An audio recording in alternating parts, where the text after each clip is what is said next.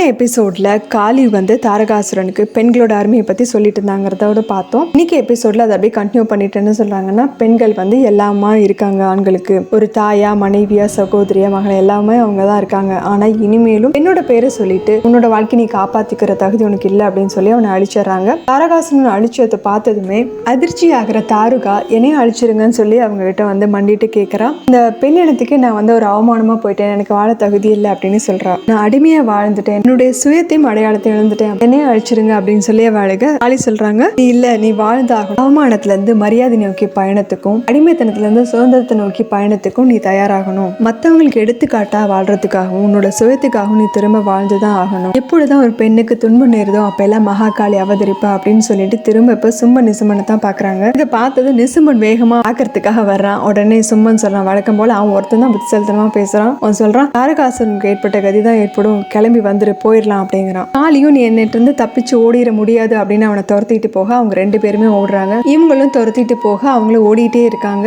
பெண்களோட தன்மானத்தோட விளையாடணும்னு நினைச்சு அந்த சும்மன் நிசுமன் எங்க அப்படின்னு கேட்டுக்கிட்டே அவங்க ஆக்ரோஷமா கத்த அங்க நெருப்பா வெடிச்சுக்கிட்டே கிளம்ப ஆரம்பிக்குது. இங்க கைலாயத்துல வந்து நாராயணன் சிவன் கிட்ட கேட்டுட்டு இருக்காரு, காளியோட கோபத்தை நம்ம கட்டுப்படுத்தி ஆகணும், நீங்க வாக்கு கொடுத்துருக்கீங்க, இப்ப நம்ம என்ன செய்ய போறோம் அப்படின்னு கேக்குறாரு. சிவன் அதுக்கு பெண்ணுக்கு ஒரு உருவம் மட்டுமே கிடையாது, பார்வதி தன்னோட இன்னொரு உருவத்தையும் உணரணும், அதுக்கு ஒரே ஒரு வழிதான் இருக்கு அப்படின்னு சிவன் சொல்லிட்டு பொறுமையா அங்க என்ன நடக்குது அப்படிங்கறத பாத்துட்டு இருக்காரு. இவனுங்க வந்து கீழே விழுந்து பொருளெல்லாம் ஓடிட்டு இருக்கானுங்க ரெண்டு பேரும். இங்க காளியும் ஆக்ரோஷமா துரத்திட்டு போயிட்டு இருக்காங்க. கைலாயத்துல வந்து நாராயணன் சொல்றாரு, இதனால ஒரு நல்ல விஷயம் நடந்திருக்கு, பார்வதிக்கு காளியா மாறதோட தேவை என்ன அப்படிங்கறது புரிஞ்சிருக்கும். சிவன் சொல்றாரு, சில நேரங்கள்ல அமைதியை நிலைநாட்டணும் அப்படின்னா யுத்தமும் தேவை அப்படிங்கறதையும் பார்வதி உணர்ந்திருப்பா. காளி அவங்க ரெண்டு பேருக்கு அழிவு நிச்சயம் அப்படின்னு சொன்னதுமே என்ன இப்படி நடந்துட்டு இருக்கு அப்படிங்கிற மாதிரி நாராயணன் மகாதேவா அப்படின்னு சொல்லி கூப்பிடுறாரு. உடனே அவரு சொல்றாரு, எனக்கு தெரியும் சமயம் நெருங்கிடுச்சு, இதை வந்து பார்வதியால தாங்கிக்க முடியுமான்னு தெரியல, ஏன்னா அவளுக்கு ஒரு கடமை மீதி இருக்கு. காளி ஆக்ரோஷமா போயிட்டு இருக்கிற இடத்துக்கு தாருகா வந்து அவங்க கிட்ட மண்டிட்டு கேட்கறா, அமைதியாகுங்க, உங்களோட கோவத்தை தணிக்கலன்னா பெரிய அழிவு வந்துடும், என்னோட தவறு நான் உணர்ந்துட்டேன். இப்போ காளி வந்து இல்ல, அந்த சும்மன் நிசுமனை அழிக்கணும் அப்படின்னு அவங்க போயிட்டு இருக்க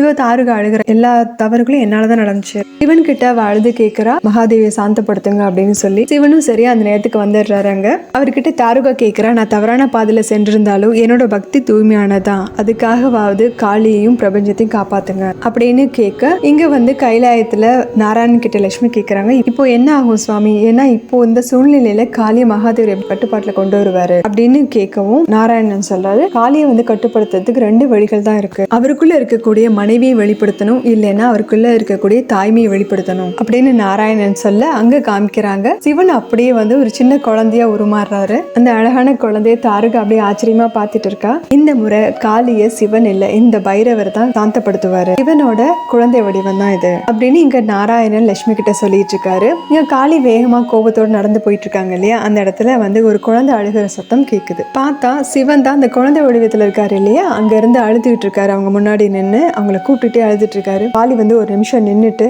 பாலகனா அப்படின்னு யோசிக்கிறாங்க. இவனோட அப்பா அம்மா எங்க அப்படின்னு அவங்க கேட்டுட்டு இருக்கிறப்ப வந்து சும்மன் நிசுமன் அவங்க ஓடிட்டு இருக்கிறத பாத்துறாங்க. பார்த்துட்டு அவங்கள துரத்துறதுக்கு நகர்றாங்க. அவங்க நகரத்தை பார்த்ததும் அங்க பாலபைரவர் வந்து அங்க நெருப்பு மரத்தை பிடிக்கிற மாதிரி செஞ்சு அது மேல விழுகிற மாதிரி கொண்டு வர்றாரு. அதோட சேர்த்து அவங்க நகரத்துக்கு முன்னாடி அம்மா அப்படின்னு சொல்லி கூப்பிடவும் செய்யறாரு. அந்த குரலை கேட்டதுமே மனம் இழகிற காளி அந்த குழந்தை பக்கத்துல அந்த மரம் எரிஞ்சு விழுகிறத பார்த்ததுமே அவங்க கையில இருக்கிற ஆயுதமும் மறைஞ்சிடுது. இப்ப அவங்க முகத்துல கனிவு நிறைஞ்சிருக்கு. கனிவோடு அந்த குழந்தையை நோக்கி ஓடி வர்ற காளி அந்த குழந்தையை கட்டி அணிச்சு சமாதானப்படுத்த இங்க நாராயணன் லட்சுமி கிட்ட சொல்லிட்டு இருக்காரு, தாயோட அன்பை விட உயர்ந்தது கிடையாது, அவனுடைய அன்பு அந்த குழந்தைய மட்டும் இல்ல தாயும் கூட சமாதானப்படுத்திடும். உலகத்திலே ரொம்ப பெரிய சக்தி உக்ர சக்தி கிடையாது, தாய் பாசம் அப்படிங்கிற சக்தி தான் பிரபஞ்சத்திலே ரொம்ப பெரிய சக்தி அப்படிங்கிறாரு. எதிர்காலத்துல சிவனுடைய இந்த பால பைரவ ரூபத்தை வணங்குனாங்கன்னா அவங்களுக்கு அகால மரணத்தை பத்தின அச்சம் இருக்காது அப்படின்னு இங்க நாராயணன் சொல்லிட்டு இருக்காரு. அங்க காளியை காமிக்கிறாங்க. காளி அந்த குழந்தைய சமாதானப்படுத்திட்டு இருக்காங்க, அமைதியாக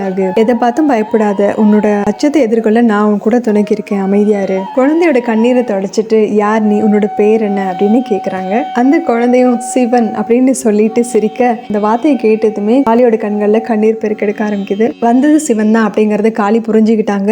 இப்போ சிவனும் அவரோட நார்மலான ரூபத்துக்கு மாறிட்டாரு. அப்போ சிவன் சொல்றாரு, மீண்டும் வாதம் பதிக்க மாட்டேன், நீ சொல்லியிருந்த உனக்கு கொடுத்த வாக்கை காப்பாத்துறதுக்காகவும் உன்னை சாந்தப்படுத்துறதுக்காகவும் நான் பாலகனோட உருவம் எடுத்திருந்தேன், நீ இப்போ வந்து பார்வதியோட உருவத்துக்கு மாறு அப்படிங்கிறாரு. அவங்களும் அழுகைக்கிடையே பார்வதியோட உருவத்துக்கு மாறுறாங்க. இதோட இந்த எபிசோடு முடியுது. அடுத்த எபிசோட்ல பார்க்கலாம். நம்ம சேனல் லைக் பண்ணுங்க, ஷேர் பண்ணுங்க, சப்ஸ்கிரைப் பண்ணுங்க. பண்ணுங்கள், பெல் பண்ணி ப்ரெஸ் பண்ணுங்கள். தேங்க்யூ.